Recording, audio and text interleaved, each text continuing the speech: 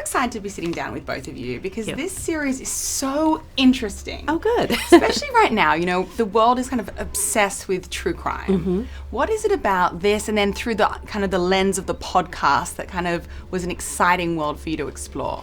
I think the idea of exploring a story where a trained journalist, is in an environment where she can move around unchecked, and it being fueled by guilt and what that does and the ripple effect on everybody that she touches. Now, I know you started your career as a journalist, and we see so much of kind of guilty by media. Yeah. Was that something that kind of touched a nerve with you because you did start as a journalist, and we see it so often in the press? You know, it was interesting to me because I think that with the internet and social media, it's easier to call yourself a journalist without any real training, and you could have an entire career where there's no one to monitor what you're doing, and there's beauty in that, but there's also a lot of danger, and that was interesting to me. So true. Now, there are so many themes, of course, the kind of whodunit and trying to getting to the bottom of that, but also the complexity of family dynamics. And your character plays, I think, a really interesting role in kind of exploring, like, when there's a lot of love, but maybe a relationship is not so healthy, which is often the case in a lot of families. Was that something fun and interesting for you to kind of delve into? Yeah, interesting and difficult. You know, and that's the beauty of it. If you find the difficulty in it, that's where the money is. You know, it's hard to play those kind of things honestly. Yeah. But if you can find somewhere in your own self,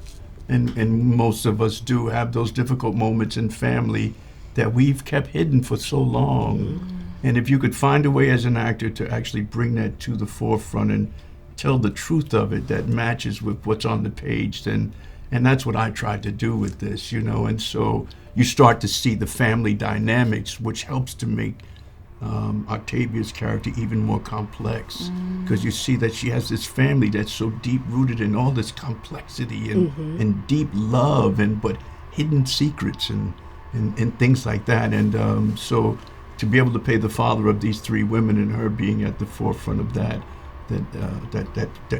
sparks all that stuff that comes back up when she comes home.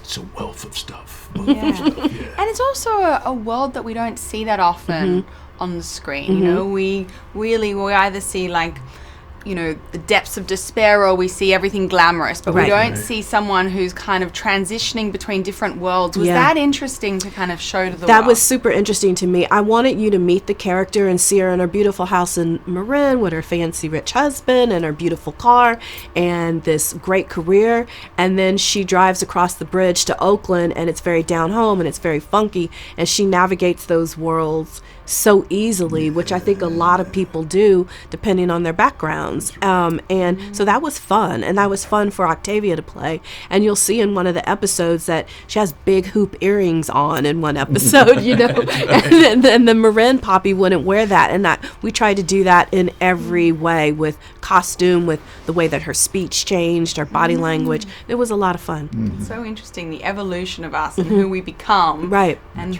but the grain of who we always are. Very interesting, and great to see it over, you know, not just in a film shot, but you can get the depth with having a series like this. That's right. I'm so excited for people to see it. Thank you. Yeah.